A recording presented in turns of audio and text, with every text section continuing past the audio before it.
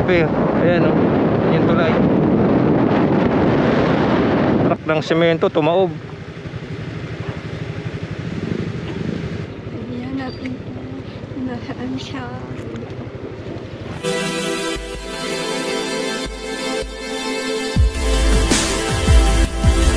Doon tayo tatawid.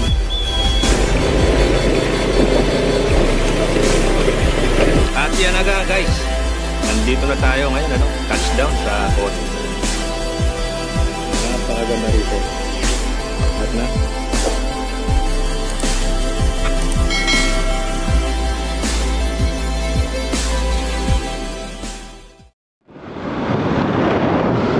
At yun nga guys, dito na nagpapatuloy yung part 2 ng ating road trip papuntang Coto Mines.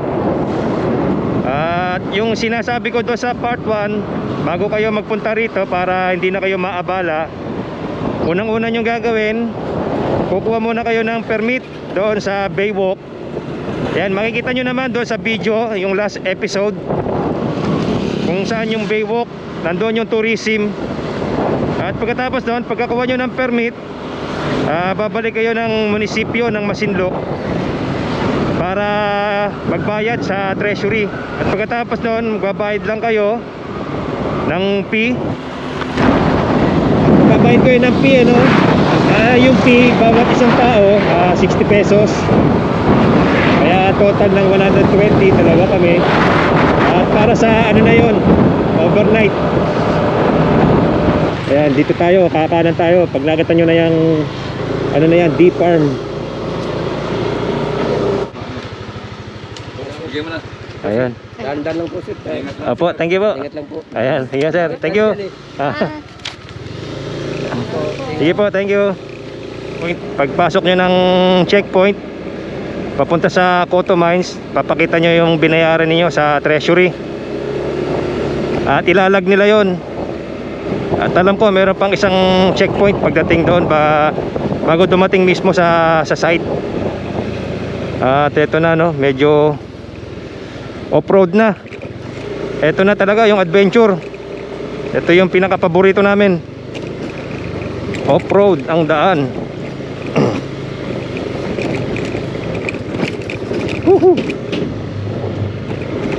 Nasa atin yung part.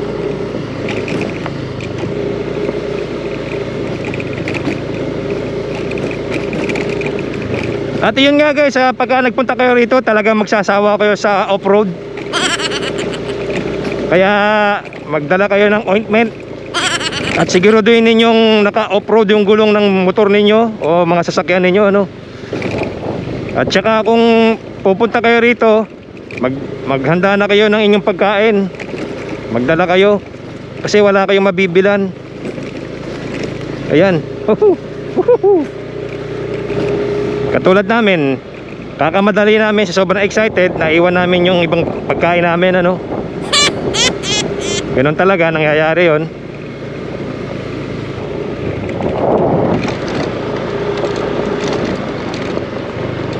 Ang ganda doon, oh, bundok na, oh. At 5 minuto na kaming dumadaan sa off-road. Medyo malayo pa rin. Maalog tong speaker natin, kaya maingay. Talagang solid na adventure tong pupunta natin. Nararamdaman ko na maganda rito talaga. Kasi bago mo marating, talagang dadaan ka sa pagsubok. At yan, no, may tinatayo rito ano, State University ng President Ramon Magsaysay. Napakagandang university. At napakaganda din ng kalsada. Paano na lang yung mga mag-aaral dito pagka nagawa yan. Ayan, may bahay dyan ng ano, oh. Ayan, government home for the elderly. Siguraduhin ninyo pag pupunta kayo rito, yung gulong ninyo makapal. Mapaplatan kayo rito.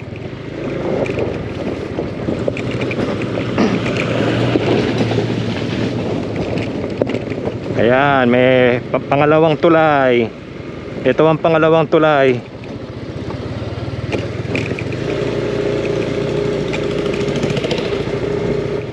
Kapag dito kayo dumaan, talagang lahat ng problema na may isip ninyo, matatapos nyo lahat ng problema nyo kakaisip.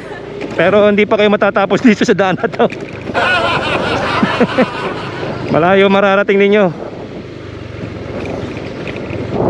Ayun, no? May bahay doon, no?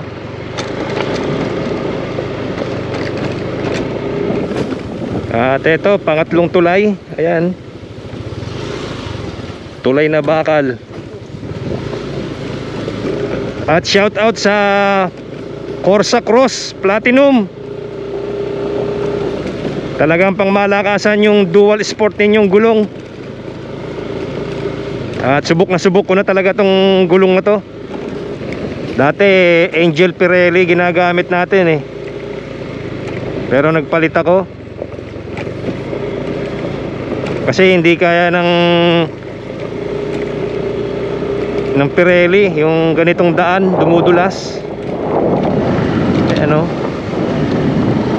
ganda ng tanawin doon, no? At yan, nagkaroon din ng kalsada. Oh, yehey! Woo! Malayo rin yung off-road na yun, ha. Ang sarap dito sa lugar na to, oh. Mararamdaman nyo, medyo papanik siya, paahon na.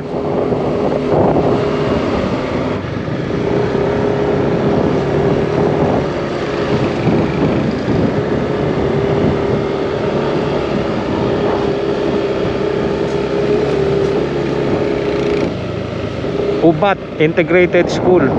Ayan, may school pala rito. Ganda ng school, oh. Malaki rin yung school.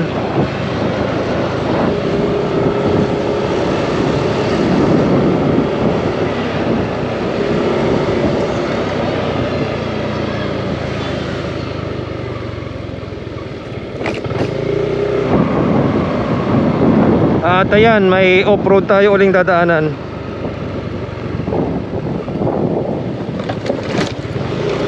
Off-road na naman uli, guys. At yan, guys, mga 15 minutes na rin kaming nasa off-road. Talagang magsasawa kayo sa off-road. Kakapraso lang yung sementadong daan mula nung pagpasok namin dito. Ang pinaka-technique lang yan, dito kayo dadaan sa gilid para hindi masyadong magaspang. Malayo pa rin. Malayo pa yung sa Google Map, oh. Oh, malayo pa. Merong dalawang daan, pero isa lang ang pupuntahan yan. Pero ang ganda ng view, oh. Napakaganda ng view. Grabe yung ano, ilog. Talagang puro bato.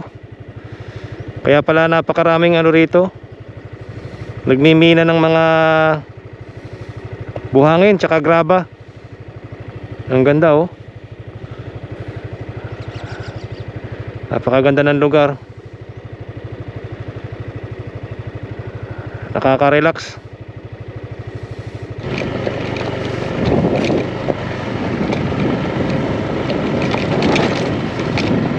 Ang ganda ng ano, parang limestone.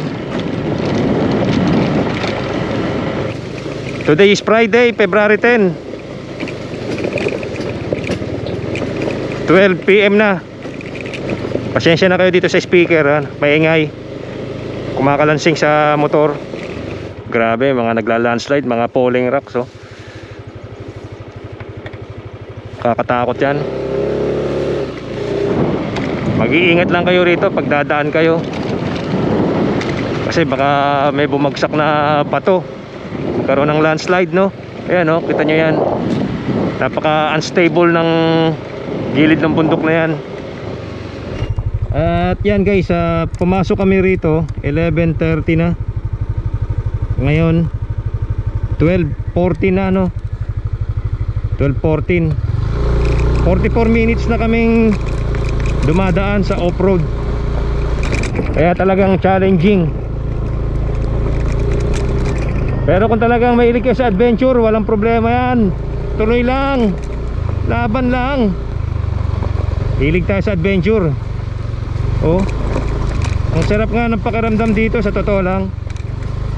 Kapresko kasi ang puno.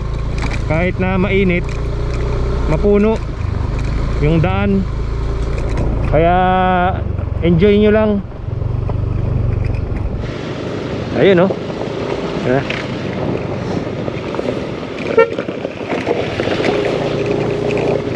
Ayan, pang ilang tulay na ba to? Ha? Pang 12 na? Di na namin mabilang yung tulay na bakal, no? Dami ng tulay na dadaanan. At mainit na yung kuyukot ko sa puwet. Dahil sa off-road, pisang-pisa na yung ano ko, kurikong ko sa puwet.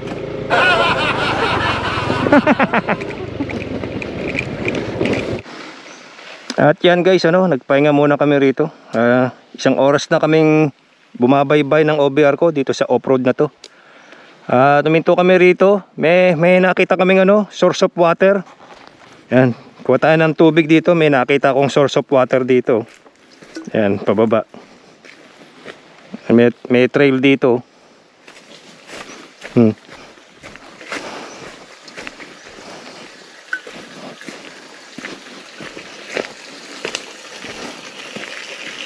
Oh.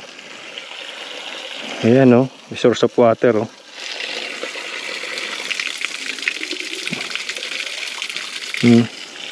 Ayan guys. Sarap. Lamig. Ayan lang. Sayang din. Iba talaga lasa ng fresh water.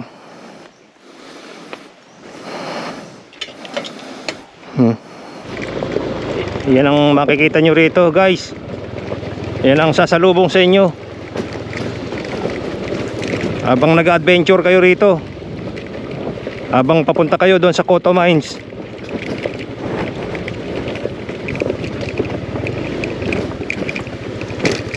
Wow, ganda oh. Grabe. Oh, ang ganda oh. Napakalinaw ng tubig oh. Ang sarap magbabad dyan oh. Tapos yun oh. Gandang hapon po. Sa ano po? Coto Mines. Yung ano natin? Oo, sa kids pool po. Ay, sige ho. So, pakibigay na lang doon sa tick point. May tick point pa doon. Meron pa po. Sige po, thank you po. Thank you. Ayun, nakikita ko na guys. Nagkaroon na rin kami ng pag-asa. Grabe, ang ganda oh.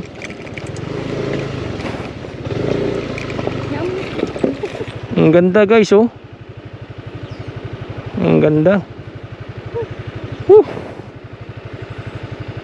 Panalo. Ayan guys oh, malapit na kami. Meron ditong isang structure ng building oh, napakaluma na oh. Grabe oh. Tingnan mo naman yung pundasyon, talagang mga beam ang pinaka ano. Grabe. Malapit na kami. Ayan oh. Ayun.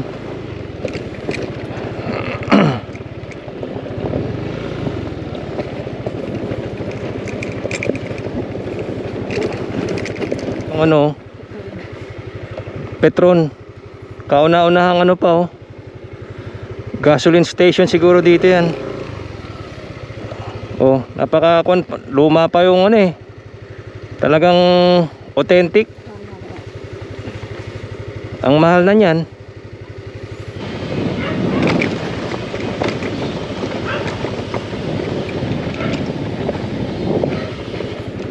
Kakaibang feeling yung mararamdaman ninyo guys kapag nagpunta kayo rito. Promise, hindi ako nagbibiro. Para na naman akong nag-back to the past na naman eh oh. Para akong nag-time travel. May grotto pa dun oh. Sa taas. grotto. At tinutur ko lang kayo guys para makita ninyo kung anong adventure na meron dito sa Masinloc, dito sa Coto Mines. At yan, pababa na tayo dito sa ito, community na yun nandito eh. Marami ng bahay. Tsaka ang galing oh. Kita mo naman parang ang luluma ng mga tindahan. Oh. Galing. Ang galing. Ang ganda. O yun. Oo. Ang gaganda ng mga ano ng bahay oh. Oh, Coto Public Market.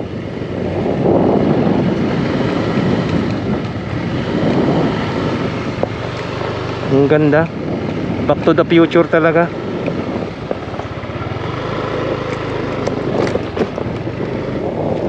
Taltal, Masinloc, Zambales. Ano na pala to? Taltal. Itong lugar na to. Ang galing oh, yung mga bahay oh. Oh. Halos pare-parehas. Ang ganda. Parang ano to eh, mga ganito, mga 1980s. Mga ganyang style ng bahay. Yung bahay namin kasi natatandaan ko pa bago nasunog, ganyan din. Ayun pa oh, yun naman oh. Napaka authentic oh. Grabe. Oh. Luma pa ng ano, basketball court. Talagang tubo. Coto Kids Pool this way.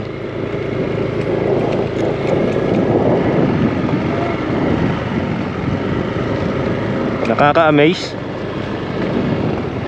Kakaibang pakiramdam. Ayan oh. Lahat ng bahay ganyan ang forma. Our Lady Fatima of Chapel.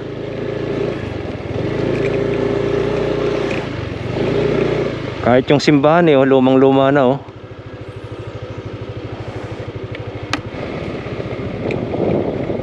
To Kids Pool. Yun, doon daw.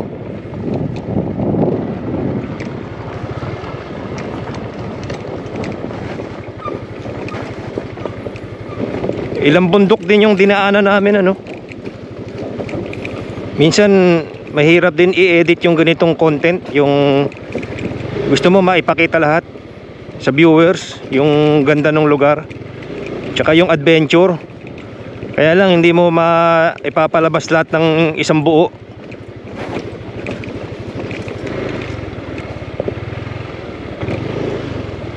Wow.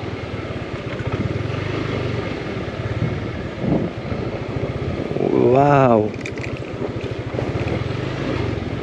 Grabe dito.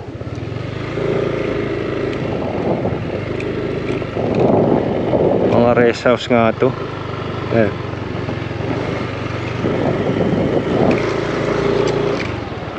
Grabe yung ganda oh. Panalong panalo no. Nakaka-amaze. Pakaganda oh.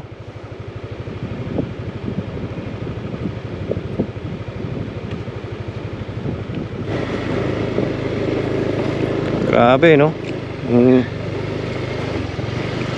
Ayun. Yan talaga ang pinaka-main na ilog. Ay dito pa, yun pa. Yan pang pinaka-main. Oo. Kaya lang hindi mo naman na may tatawid dito kasi ang lalaki ng mga batong nakausli dyan sa ano. Ah, dyan. Kaya nga yung pick up na yan ano eh, umatras. Nagpukaw siya rito. Ah, may ano pala ano, So, yan po. river crossing. Oh, maglalagin doon yun no, sir no. Ayan.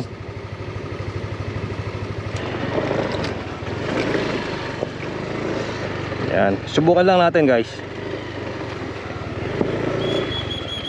Yan yung daan eh, papunta doon. Doon tayo tatawid. May mga naliligo na. Sisipagpaligo na sila roon no. Ngayon dito tayo dadaan para doon tayo magka-camping.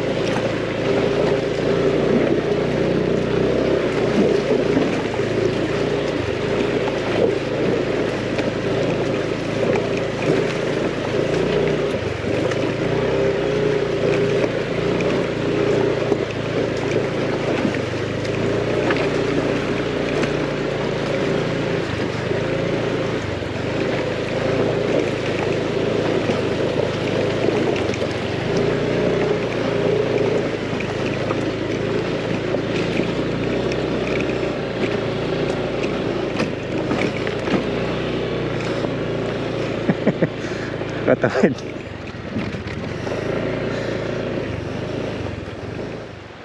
At yan na nga guys.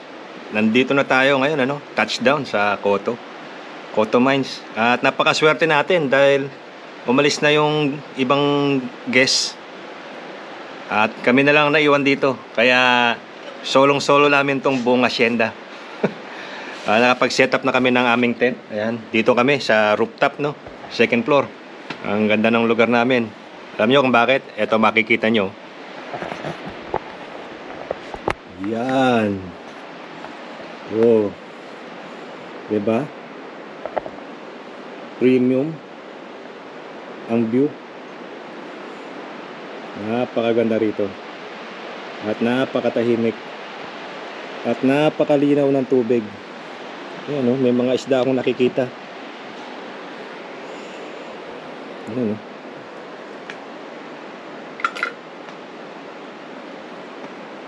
Napakaganda ng lugar.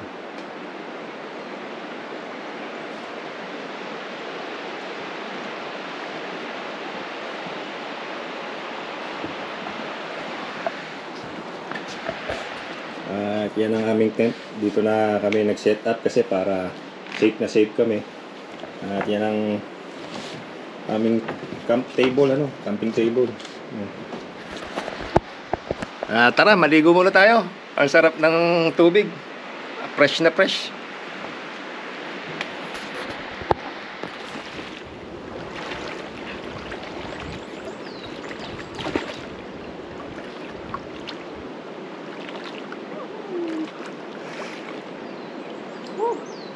Thank you, Lord.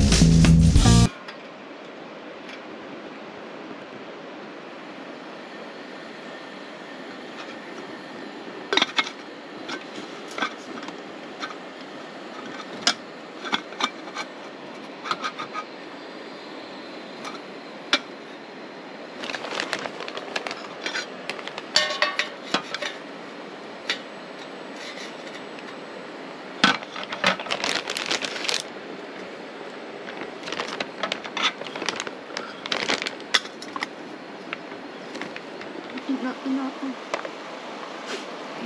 Inuna mo naman ako.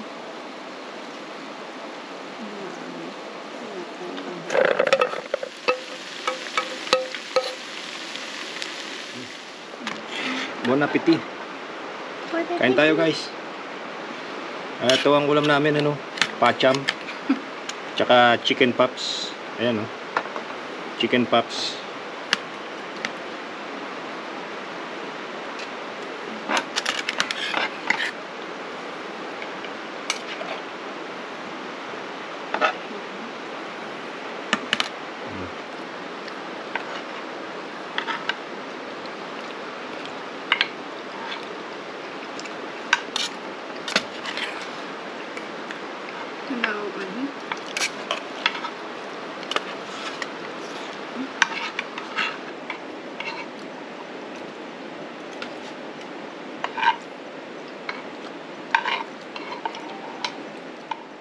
Tapos na kami kumain guys at mamayang konti magpapahinga na kami ng OPR ko. Medyo malayo din yung biyahe namin, ano, magmula Pampanga hanggang dito sa Coto Mines. Inabot din ng 5 oras. 5 oras. Kasi pagpasok mo doon sa off-road, 1 oras kalahati na eh. Palibasa first time kaya medyo mabagal pa. 1 oras kalahati. Pero kung kabisado mo na, kung mabilis-bilis, mga 1 oras kayang-kaya. Kaya natagalan kami. Tsaka pahinto-hinto pa kami. At yan guys, see you tomorrow, ano? Good night.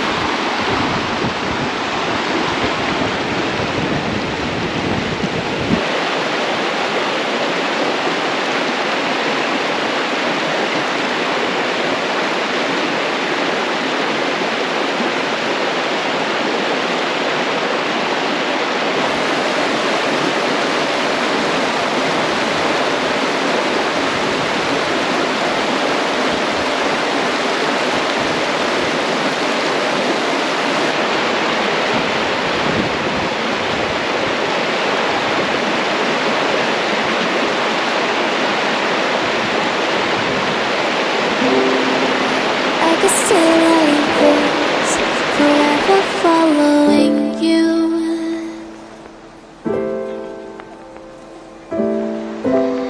Just don't get too far, and I'll be right where you are.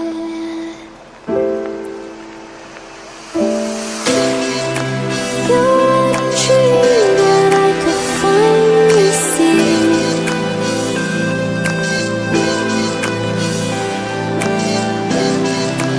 I just want us to always be, to always be.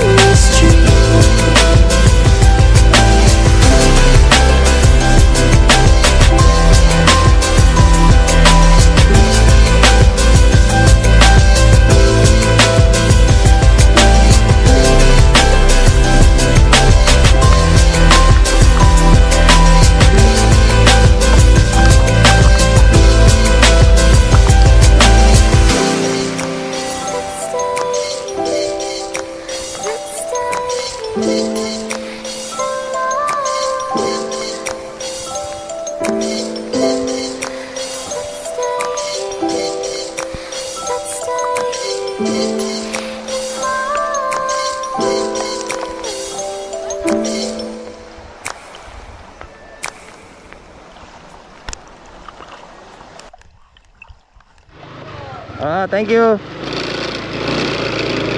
Yeah.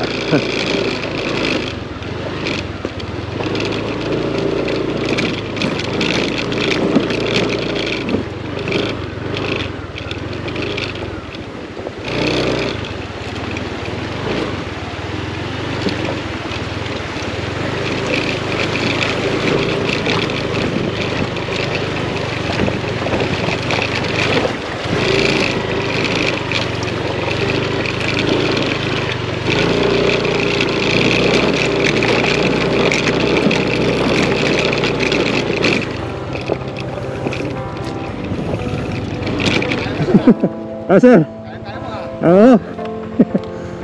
Nakatawid. Bilib na ako, ikaw lang nakapagpatawid ng ganyan. Palakasan na lang ng loob yan.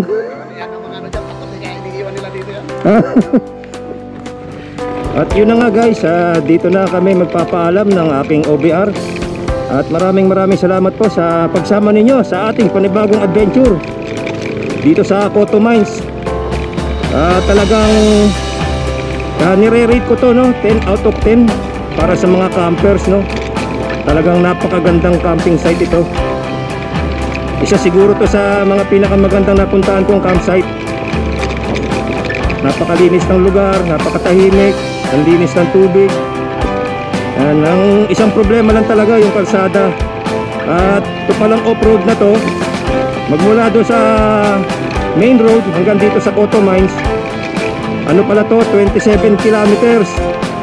Ganon pong kalayo. Kaya talagang magsasawa kayo, only off-road. Dito po nagtatapos. Ako po si Francie. At salamat po sa pagsama sa aming adventure ng aking OBR. At huwag niyong kalimutan mag-like, share, and subscribe. Francie Adventure signing out.